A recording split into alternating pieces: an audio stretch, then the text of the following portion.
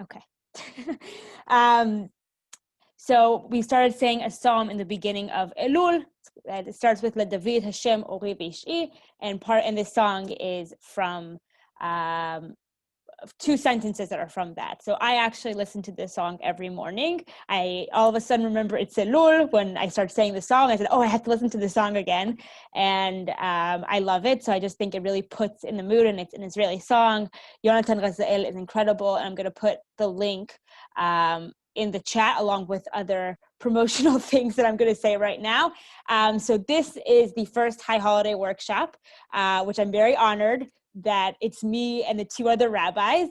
When I found that out afterwards, I was very, really honored that I'm doing something alongside the two rabbis. So Rabbi Safra is next week. And now I forget what he's doing it about. But I know that Rabbi Berkowitz is doing it the following week on Tuesday. And he's talking about the complicated relationship with God. And I'll put the two links for those in the chat as well. So Mickey is September 8th is talking about reflecting on the past year, and September 15th is Rabbi Berkowitz. And the last thing, if people mention Rotem, so Rotem is a fellow Shlicha of mine in Maryland, and I'm part of, besides B'nai Israel, I've joined since the whole virtual thing online. I've joined Life Online, which is a project a bunch of shlichim do together. Most of us are from the DMV area, but we have from Minnesota and Pennsylvania and New Hampshire, and we really come together to share our content and really create unique stuff together. So I don't really cook well, but Rotem does, and Aviad does as well, who's another shlicha. So they will do stuff about cooking, but we each have different talents and they come across. So I'd really recommend signing up for the weekly email, which I'm in charge of, and therefore I can promise you it's short and sweet, or our Facebook group. So now, before I forget, I'm going to share all the links for that. So this is for Mitch and Mickey's. And then we will properly begin our Elul Israel talk. Okay. Apologies for not preparing this more organized in advance. And then I'll just put the song because I didn't get to hear the whole thing. And if you'd like to hear it more afterwards, then I'm happy. I'd be more than happy if you listen to it afterwards as well. Okay, so I just don't want to forget doing that. Okay, so this is called Elul Israel style. But basically what I'm going to be doing is talking about Elul generally in the beginning, because I am the first one and I'm aware, why is Elul so meaningful? Why is this preparation, so important right now? And in addition, I want to highlight basically two unique things that happen in Israel. And I'm going to be using articles or sharing my screen and videos to really help me bring that across. And also, I even interviewed a close friend of mine for this because in Israel, it's now 2:30 in the morning. So unfortunately, she couldn't join us live time. But that's basically what we're going to be doing today. And feel free to use the chat. I appreciate everyone muting. We're already used to Zooms already, but feel free to use the chat. So I know it's called a workshop, but it is going to be kind of a lecture with videos and assistance. And again, feel free to use the chat, and there'll be time for questions at the end, of course. Okay, so the uniqueness of Elul, first of all, is of course the fact that in a month we have the high holidays, Rosh Hashanah and Yom Kippur, which are preparing us and signing us for the upcoming year, what books we're going to be signed and written in. Now, Elul is of course that preparation a month before. Thank you for commenting about that. I will speak slower, and thank you for commenting about that. Okay, so Elul, in addition to that, because besides it's the preparation, it's also there's been rabbinic commentary about the fact that there is 4 words from the Song of Songs that if you take the beginning of each word, it spells out Elul, and those 4 words are Ani ledodi, vidodi li, which you often see in wedding invitations or something of the sort, which means I am for my beloved is for me. And because the beginning of those 4 words spell out Elul, there's been a whole bunch of commentary about the fact that this is when the nation of Israel and God are connected, and they have a special connection. My beloved is mine, I'm for my beloved, specifically during this time in preparation for the high holidays. And another known commentary that comes from this idea is this idea that Hamelech Basadeh, the king is in the field. So we're connected to our beloved, which is God. And in addition, he's also right here with us. So we have a special opportunity right now in Elul, preparing for the high holidays, to talk to God directly, because we have that more direct connection and preparation for Elul. So that's why Elul is so important. And we really see that preparation already begin now, when we are, now it's 2 weeks away, but a month ago we started saying this psalm. We were a month away. So we really start the preparation a month in advance, because we have this unique opportunity that comes in Elul, specifically before Rosh Hashanah, a month in advance. So now moving on to specifically Israel and what actually happened there during Elul. So yes, of course, we blow the shofar like they do in the States during the whole month of Elul. But a unique thing, and this is the first unique thing that we'll talk about more and I'll elaborate on, is Selichot. So in B'nai Israel, you are going to be having Selichot the Saturday before Rosh Hashanah. So it means not this coming Saturday, but the following Saturday, and you do it in the evening. And Ashkenazim generally do it the week of, or basically the week of. So you have prior to a week, more or less, maximum, according to when Rosh Hashanah falls in during the week, and the 10 days between Rosh Hashanah and Yom Kippur. Sfaradim, on the other hand, say Selichot throughout the month of Elul. And in Israel, a good portion, if not the majority of Israelis, are from Sephardic descent. And therefore, all their synagogues are already saying Selichot on a daily basis from the beginning of Elul. So this creates a unique situation where you have a bunch of synagogues everywhere saying Selichot from early on. Now, I just want to say generally that the practice of Selichot began between the 11th and 15th centuries, both in Sephardic communities and Ashkenazim as well, but it's definitely a Middle Age practice and not beforehand. So it's relatively a newer practice that we do now. And there's an option of doing it either at midnight, so really the middle of the night, or early in the morning. So people would wake up 4 a.m, they do it for an hour, they say shacharit, and then they go to work. So those are the 2 options, kind of late at night or really early in the morning. And part of the Selichot, because you have this whole month in advance that you can listen or join or participate in Selichot, there's been this concept of Selichot tours. And what happens during these Selichot tours is that you are actually going, often mostly in Jerusalem, to different synagogues, and you're kind of doing synagogue hopping from place to place to see the Selichot that take place in the various locations. And when I was in high school, I took a Selichot tour. And also when I was in the army, I had a Selichot tour. So obviously when I was in high school, it was more religious because I went to a religious high school. And when I was in the army, I served with most of the people who were not religious. So it was a unique thing that we were all experiencing the Selichot together, when I could have friends next to me who weren't going to fast in Yom Kippur, for example, that they were very secular. But there's this concept that Selichot tours is something that you do. So those are the more organized ones, because you do it part of formal education type places that you are a part of. But there's also Selichot tours that people actually pay for. So I just want to share my screen for a second. This article is in Hebrew, but this article is talking about the most recommended Selichot tours in Jerusalem. And this paper is, I would say, a regular newspaper. We do have niche Orthodox newspapers as well, but this is not that. It's like pretty much a common local newspaper in Jerusalem. So I'm just going to show that. And I want you to notice in the pictures who are the people that are going to a Selichot tour. And then I'll talk more about that afterwards. Okay, so let me just share this. Wonderful. So I know that it's in Hebrew and you can't understand it, but really notice the people who are present at the tour itself. So here, I'm just going to move this, but here, I'll try to go closer. So we can see the picture on the right and the participants. He's our tour guide.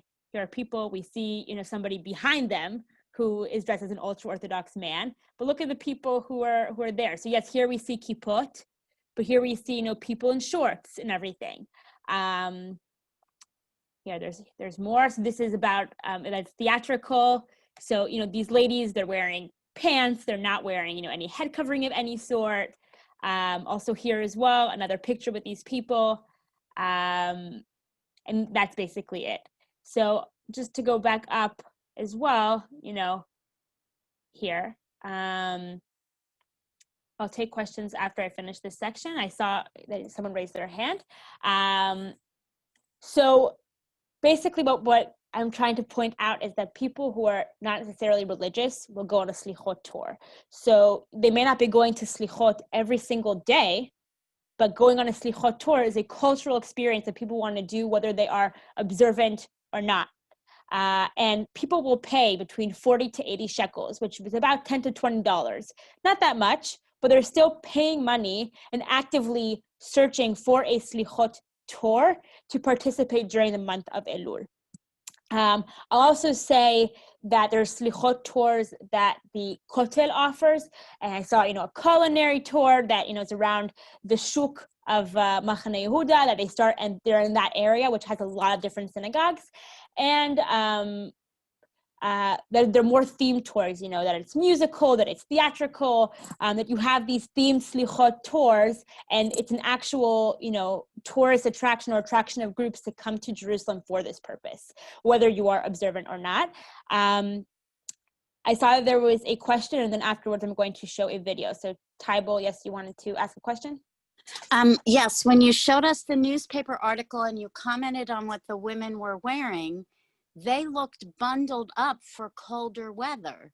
But Selichot in Israel, Selichot here, I just was curious why you thought they might be so bundled up. So Jerusalem is cold in the evening. Even in the summer, you can have relatively cold evenings that you'll need a sweater because of just wind. So the bundling up maybe in daily doesn't make so much sense, but also depends when Rosh Hashanah falls according to if it's a leap year or not. So it could be also late September, early October. Now we're talking about mid-September, but it really depends what year this was and when it was taken. And also, if it was towards the evening, they would have needed the sweaters because it's cold. There's a lot of wind. But thank you for your question. And now I'm going to share a short video, which really kind of gives the experience of what Selichot are like in Jerusalem and gives you that taste of what you'd be hearing on a Selichot tour. Thank you, I-24. Okay, so I don't remember if I shared my sound, so I'll do this again. Okay.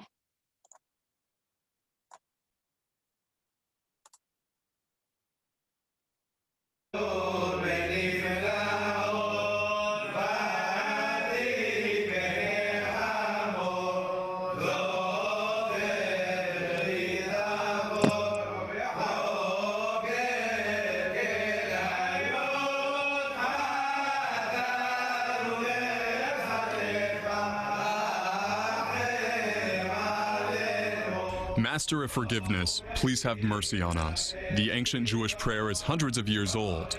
Nevertheless, every year in the Jewish month of Elul, you can hear this melody coming from synagogues, private homes, and even from the streets of Jerusalem. During the last Jewish month, the so-called Selichot, or forgiveness ritual, intensifies in the holy city. Today we're taking a tour of the synagogues in the Jerusalem neighborhood of Nachlaot. Our tour guide, Yisachar Haas, cannot hide his excitement. First of all, all, we're in the Synagogue of Chesed and Rachamim, Mercy and Grace, which is a wonderful name. We're in 5 in the morning by the market of Machne Yehuda in Nachlaot, and we're hearing a ceremony of people.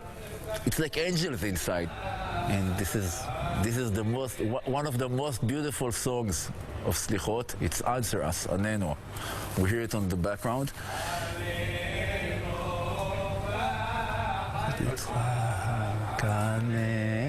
It's wonderful. Nachlaot is a collection of 32 courtyard neighborhoods in Jerusalem. It was established in the late 19th century as one of the first neighborhoods outside the walls of Jerusalem. Each area belonged traditionally to groups of Jews who came from a specific area. The group of from Yanina, from Greece, the group from Iraq, the group from Yemen. Traditionally, 100 years ago, these are one of the first neighborhoods that was brave enough to leave the old city, the area which is surrounded by a wall, and to start New Jerusalem. In a way, it's brought the seeds of the old city, surrounded by a wall, into the new city. There is atmosphere here, though it's new. 100 years in Jerusalem life, it's new. There's an atmosphere of the old city over here. One of the most famous synagogues in Nachlaot is the Adas Synagogue, established in 1901 by 2 siblings and dedicated to the Jews of Aleppo, Syria. It is considered one of the most prestigious places to learn the secrets of the Piyut, the Jewish prayer poem. You said there's really a master of the orchestra, you do this, and you really feel that this man that doing now this quotation was doing it more than 10 years, more than 20 years. This is his quotation. Every year he will come here and he will get his paragraph to sing. They well trained, and in a way we're sitting over here, it's like hearing the back engine of a very old boat. 100-year-old Yeheskel Nawama worked in the synagogue for 64 years. And for him, it wasn't just a job, but a duty. The real prayer, the so-called makam, is coming from here. All the great cantors came from here. It's like a school.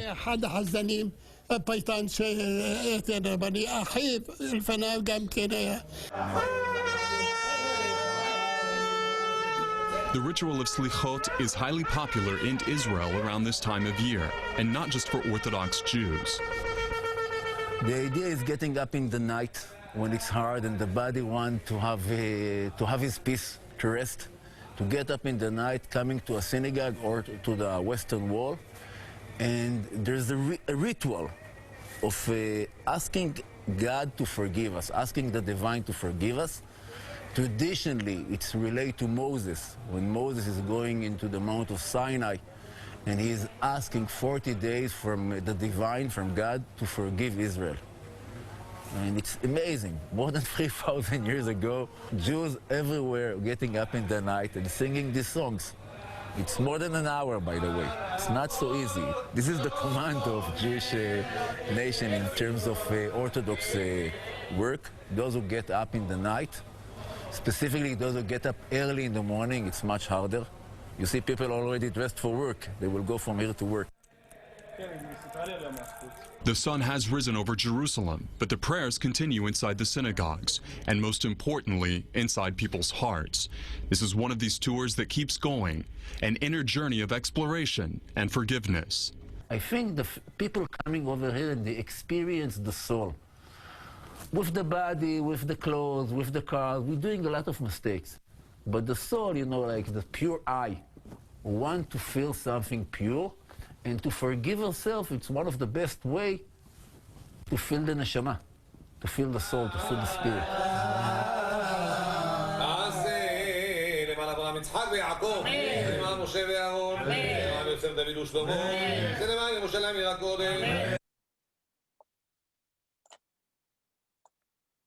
Okay, so I hope you got a flavor, and also you can hear in their tunes as well that they're Sephardic. They're North African Mizrahi Jews as well.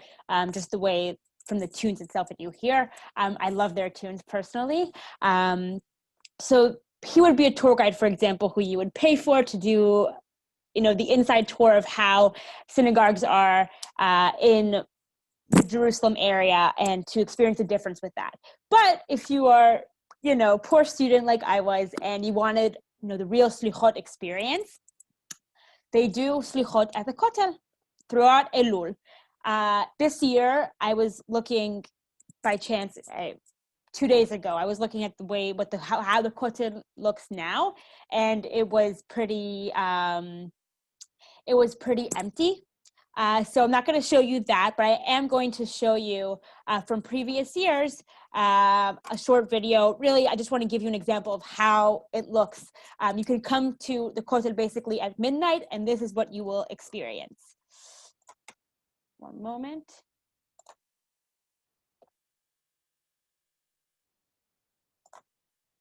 Okay. You might recognize the tune because we heard part of it also in our previous video. So I'm just going to give you a taste. That's the point.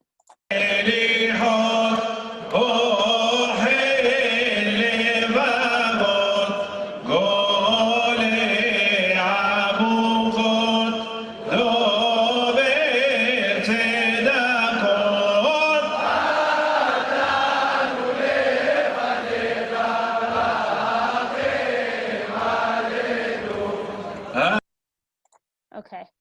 It has tens of thousands of people. It's completely packed. I've been there myself and felt so claustrophobic that I just ran out. But really, if you want that experience that's uplifting your soul, like the tour guide said, then going to the Kotel will give you that same feeling, and it's free. But you have that every night, and more. It happens more between the 10 days that are between Yom Kippur, between Rosh Hashanah and Yom Kippur, because those are days that are also said Selichot for both Ashkenazim and Sfaradim. But that's another location you could experience Selichot in that way. Okay, so before I go on to the next thing that's unique about Elul in Israel, I saw there was one question, so I'll answer that, and if there's any other, feel free to ask. Ted asked, where were the women? So we did see that there was one in the video, but if you are Orthodox, then the belief is that women are not obligated for prayer 3 times a day. They're obligated for once a day, and that's also maybe. It's only if they take it upon themselves and they do it on a regular basis. So therefore, if they don't want to come, they don't need to. And I'll say also in Sephardic synagogues, it's square. It's like a chet shaped. It's square. So the woman would be in back. That's just how Sephardic synagogues are built. And these synagogues that we see in the neighborhood of Nachlaot are specifically very small. So we might not necessarily see the women's section. But I've been on Selichot tours, and if you go to really ultra-Orthodox neighborhoods and it's packed, and there's women there as well. But in this specific situation, they're not necessarily obligated, then you won't see a bunch of women there. I'm sure, Hadar, that is becoming more common, and Rotem here is from a conservative town, I would call it, called Shoroshim up north. I'm sure that when they do Selichot, there's women there as well, and it's understood that they're obligated like men as well. But thank you for your question. Are there any other questions specifically about Selichot before I continue? If not, it's fine. Feel free to write in the chat and I'll just refer to it at the end. Okay. So the next thing that basically is the last thing that is unique in Israel about Elul that I wanted to highlight is called Tornit Elul Project, which is basically grown a lot from when I finished high school. So I guess that means 2013. So the past 7 years, it's become really popular and really known. And Tornit Elul is basically a month that people from the age of 20 to 35, they go out throughout the month of Elul to study. Now, this sounds very yeshivish, but it's not. And I'm going to show just a minute of the clip so you can see the people who are part of this Tornit Elul. And this is where I've interviewed my friend who actually participated in this. The opportunity that it's open for people from throughout the religious map that are secular completely, that are not connected to religion at all. And the fact that they do it specifically in Elul is fascinating. I will note that choosing that age group is very interesting because take into account 18 to 20-year-olds or to 21, 22 are serving in the IDF. So therefore, about 20 to 35, you have often people who are students. And in Israel, students only begin studying their academic year after the Chagim.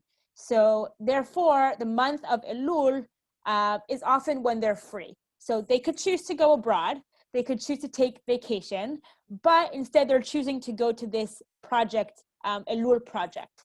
So I'll just give you a taste of a place called Beit Prat, which is actually where my friend went as well, but it had a different name at the time. It was called En Prat. So I will share really just a minute of that video so you get a feel of the people. It's in Hebrew and there's no subtitles, so I apologize, but I also want you to get the vibe of what kind of experience are they going for in that case. What is this Elul project? Okay.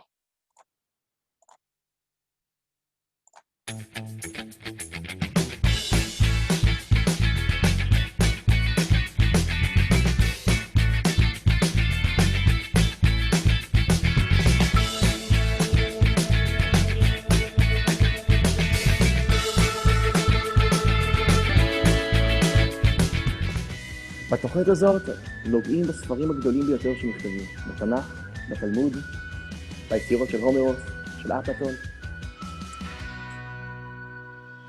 אני מרגישה שפה הדברים צפים ונשאלות השאלות, ואני מרגישה שזה באמת עוזר לגבש את המקום הזה. עיצוב, זהות אישית לגמרי.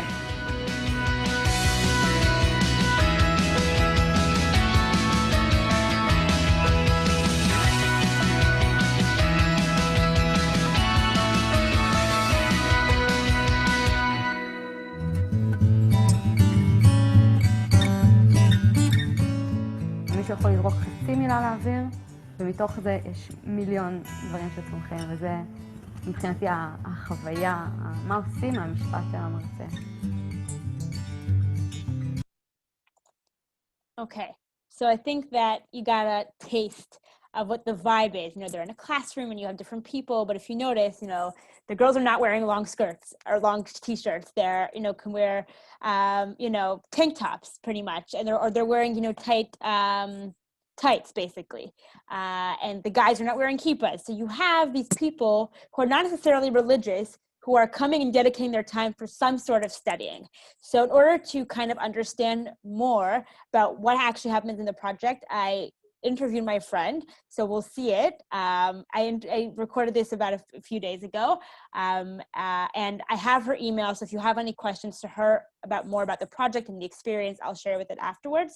It's about 10 minutes, and basically I'll let her answer the questions about what is it like to be a part of this program, and why do people go, why do they dedicate so much time being in this location during the month of Elul.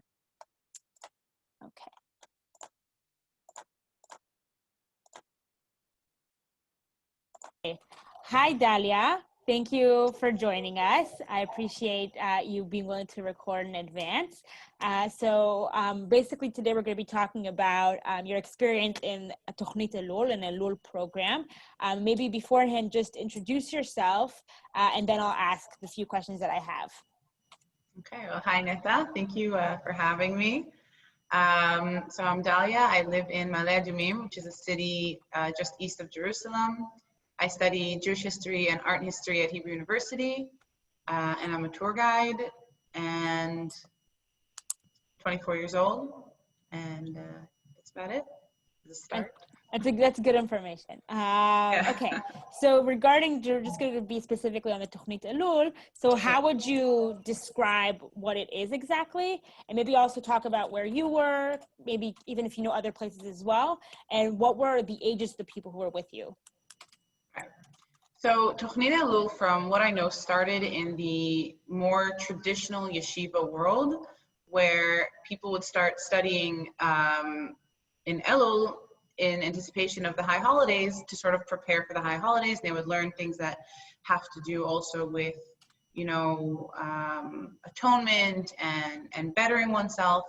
And then it also started moving over into the more secular world, and people realized like this is a great time to sort of reflect and see where you can be a better person, atone for your sins if you're religious, and just try to self-improve if you're not a religious person. So I went to a place that is called Midreshet Ein Prat. Ein Prat is a town not far actually from where I live, although people come from all over the country. And their idea was to sort of open up this program, this idea of Elul, to the broader Israeli public. Most of the people who come are in their early to mid 20s. In my group, I'd say the average was just about 25, 26. And you had there the whole spectrum of the Israeli population, although maybe Jewish Israeli population. Obviously, by nature, it attracts, Jews and not so much Arabs or Druze. So you had secular, you had religious, and you just had everything in between. And what we did was basically we learned things that had to do with Jewish studies. So we had like a class on Gemara, on Talmud, on Tanakh, on Chassidut, and then we also had more general, I guess, learning, which was philosophy and literature. And the idea was kind of just like broaden your horizons, but also throughout the month we had different sessions that sort of helped us self-reflect. Who are we? What do we believe in? What do we want from life? What does it mean to be a good person? What does it mean to be a good Jew? And it really just like brought up a lot of topics that aren't necessarily religious, but it's still a very much religious experience, I think. Wow, that sounds so interesting and amazing and unique that they brought it for such a wider audience as well. So I also want to ask with the next question. So first of all, why did you decide to do this? And also, are you actually physically there for the whole month of Elul? So what is that like? Okay, so I'll start with the second question. Yeah, so the idea is that you're there for the whole month. The idea for the program that I did, and I think probably also other programs, is that it's, I guess immersive is the word I would use. Like you're there for a whole month, you're living with these people. We were between 60 and 70 people in our group. We were in a branch sort of this program in the Jerusalem forest. So we were like in the woods, kind of secluded, surrounded by nature, sleeping together, eating together, and you're just very much there. And I think that's also part of the experience is kind of to disconnect and really reflect on what's important. And the reason that I decided to go was that at the time, I went 2 years ago, so I was 22. I had just started my degree, and I kind of felt lost in the world, to be honest. I wasn't really sure, what I believed in and who I was so much. And I was kind of hoping to reconnect to some of the core values that I grew up on, but had kind of lost touch with. I come from a religious home and a religious background, and I kind of went through a couple of years where I wasn't really sure if that's what I wanted. I wasn't really sure what that meant, and I was hoping to sort of find my path there. And to say that I found it there is not exactly, but it definitely put me in the right direction. Amazing. So we're gonna talk about the outcome afterwards, but you said that you have people from your secular and in between and religious, and you're from that religious spectrum, but you're also exploring. So how was it to be with people who had different belief systems than you? And were there any, difficult moments or shocking things that you remember in particular? Oh, wow. It was so interesting. Interesting and enlightening. It was the first time in my life, really, that I was so close and tight with people who were so different from me, from different backgrounds. And because everyone came in with very open-minded and very open to having discussions, we had some really interesting discussions over the course of the month about everything from religion to politics to gender equality. And it was so enlightening, you know, because like I said, I come from a religious home, and in Israel that usually also means conservative. Not always, but in our case, it definitely is the case. So I grew up with, you know, certain ideas and certain, you know, believing that things are supposed to be a certain way, and then these people, and they have completely opposite opinions. So, you know, we just kind of like talked about everything. There's this great openness. And I think also for them, it was a very interesting experience because a lot of them grew up in very secular like bubbles, and they'd never really met religious people. And then they were exposed to our world and our belief system. And it was very eye-opening. Absolutely. Amazing. So the last question I want to ask, and unless you have anything else you want to add as well, was what did you get from it at the end of the day? So you said you didn't really achieve, you know, you achieved the path, but not, you know, the final decision. Was there anything else that you feel like you got from the program? First of all, I think it kind of opened me up to the world in a way that I hadn't really experienced before. You know, to different people and different backgrounds. It opened my mind to, you know, different ideas. And I think that that's something, especially at such a young age, relatively speaking, you know, 21, 22 is really important. And then on a more personal level, I was able to reconnect to these values and these ideas that I had lost touch with. So one of the questions that I went in with was, you know, do I believe in God? Is God real? You know, I think it's something that a lot of people ask themselves. And to say that I got an answer there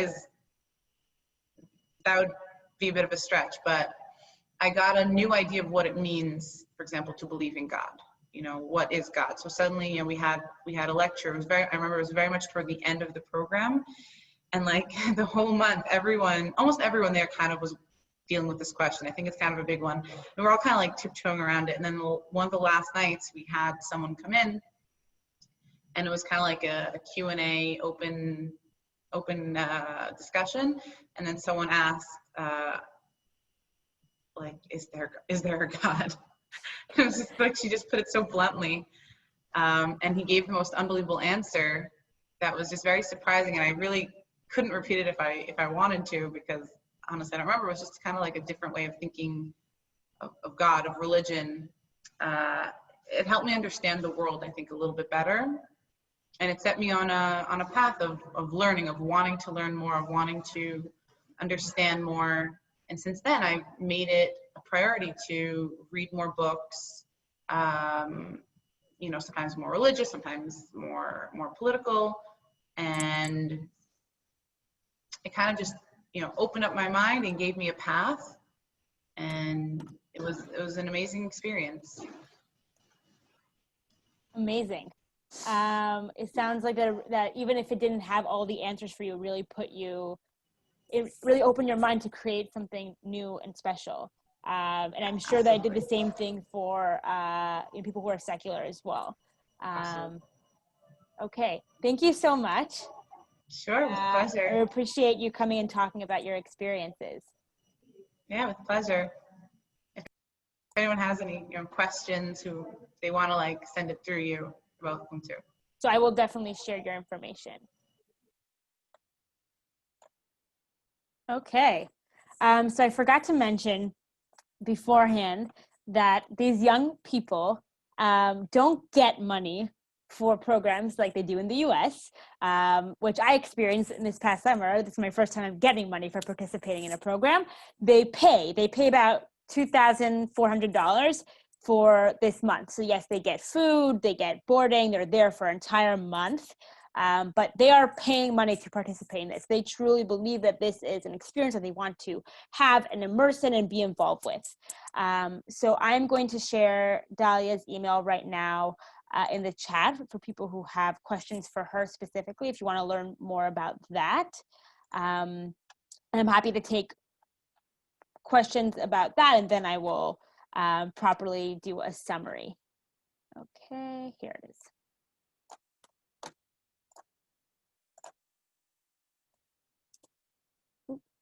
There we go.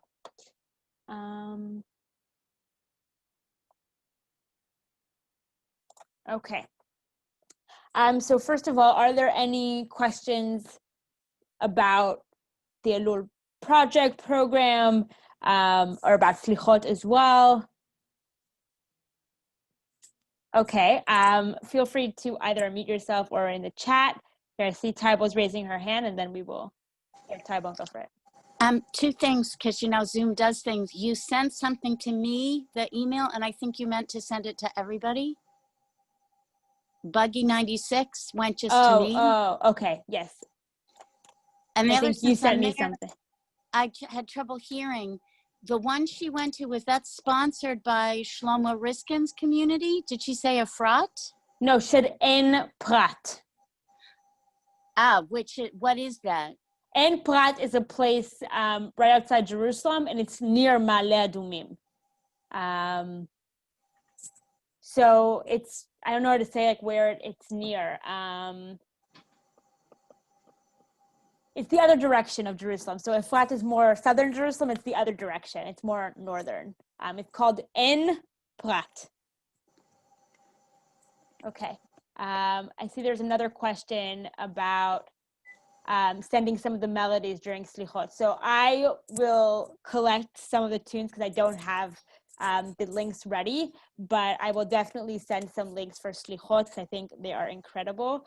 When I was in high school, I was in Hartman High School, so we had all these unique stuff and whatever. But one of the things in the first few years was we could choose to join Selichot in the morning. And obviously I am an early riser, so I said, oh yes, I'm definitely going to join this. And it wasn't so many people, but just the opportunity and experience to do Selichot with people who love prayer as much as I do was meaningful. And I took upon myself a little bit of a Sephardic minhagim in that case. So I'm writing for myself Selichot tunes, and I have anybody who signed up and registered, which is what you need to do in order to get the link. I have your email, so I will send this to everyone, and you'll be able to have this. Okay. So I will just summarize, and then I'm happy to take more questions if you thought of them in the meantime. But Elul in Israel is unique in the fact that you feel the preparation for the high holidays everywhere. So I just kind of decided to focus on two things that are unique and different compared to the US. But there's something in the air that when I came back here, I just I had this smell, and I said, what's that feeling? I felt it before. And it's that feeling that the Chagim are close. And you really have that when you're in Israel, when you're preparing for the high holidays. So whether it's Selichot and experiencing, these tunes and going to the Kotel and really feeling that we're all repenting and preparing for these days of awe, or, deciding to seclude yourself and go to a special program, you really have everyone, whether not only religious people, not only for one day, throughout the month that they're going to dedicate themselves in preparation for the high holidays, whether they are observing it or not. And it's the beauty of the fact that it's a Jewish state, that they get those days off automatically, that there is this mindset of what Elul means and what the high holidays are, that you have these unique programs that have been created for this purpose of preparation. So I really thank you for joining me today and getting a glimpse of that. And if there's any questions at all, or notes or opinions or whatever you want to express, can also unmute yourself now, and I'm happy to take more questions as well. So I'll wait a little bit to see if there's any questions.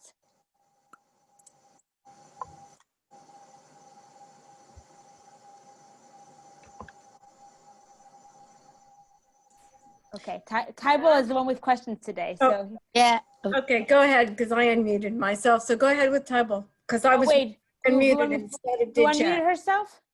Linda.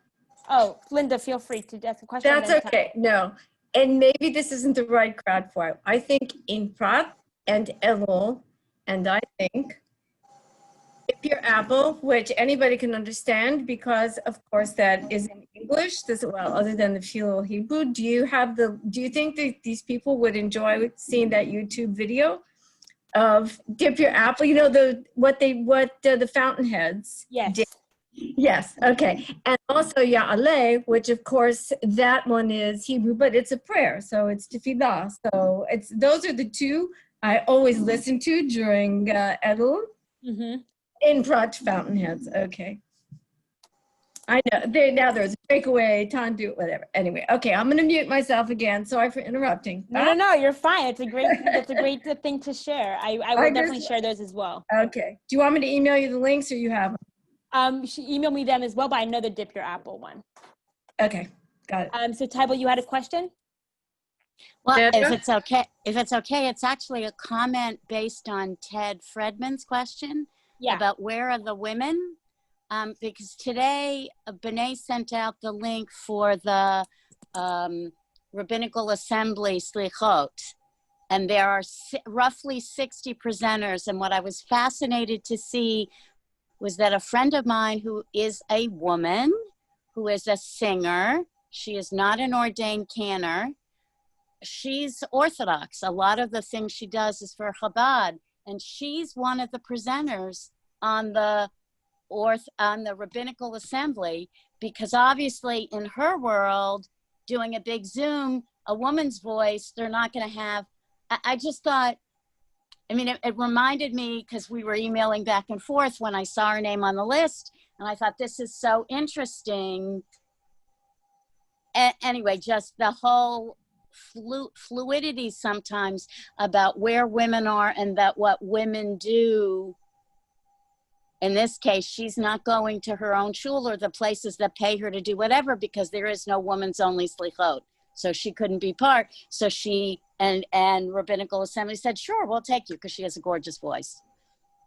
It's so interesting. It's interesting to see that in the States in general, you have that fluidity, like you're saying, that you're able to really seek other opportunities, especially in a virtual world when we kind of can connect even from afar. Did somebody else have a question? I feel like Renee? Yeah, I had a quick question. Yeah. Back to the prayers themselves, the Selichot.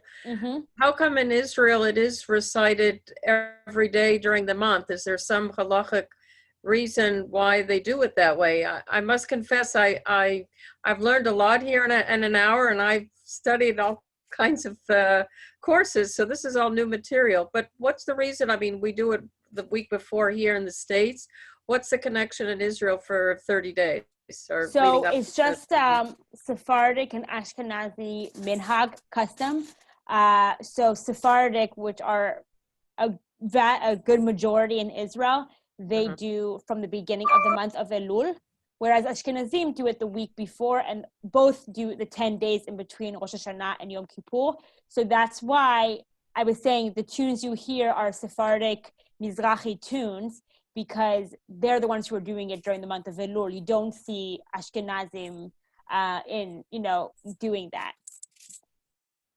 And I've never seen in the States like come to Israel to take a Selichot tour.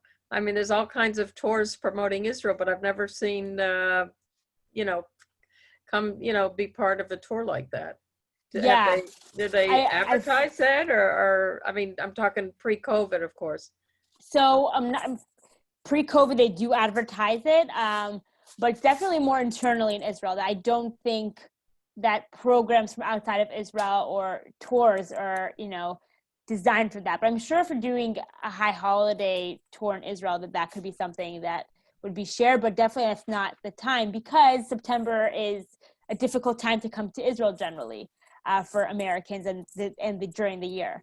So that's why I think that it's not as common or popular. But thank you, and I'm glad to hear that you learned. I just wanted to add a comment. Yes. I was saying Kaddish for my mother after she passed away. And I was, since I live in Kent Mill, I was going to Orthodox Synagogue. And during this time, all of the Orthodox synagogues do Selichot before the service starts. So you have to get there like much earlier than you know, like a 6:30 service. You'd have to be there like 5:30, 5:45 or something. Yeah, but I'm assuming you didn't have to come. It wasn't during the whole month of Elul. It was during the week before. It was the whole month of Elul. Oh, really? Interesting. Because that's a Sephardic practice or custom, but it's interesting to know that it does happen in Orthodox synagogues in this area too. These are Ashkenazic services, but they also have Sephardic services there too. Oh, okay, got it. Okay. Well, thank you for your comments and your questions. I really appreciate it. And I just want to say, have a good night, and also Shana Tova. And as well, also wish a Chatima Tova already, to be written in the good book and be signed in the good books as well. And thank you for joining. I really appreciate it. Chatima Tova. Bye, everyone. Shana Tova. Shana Tova.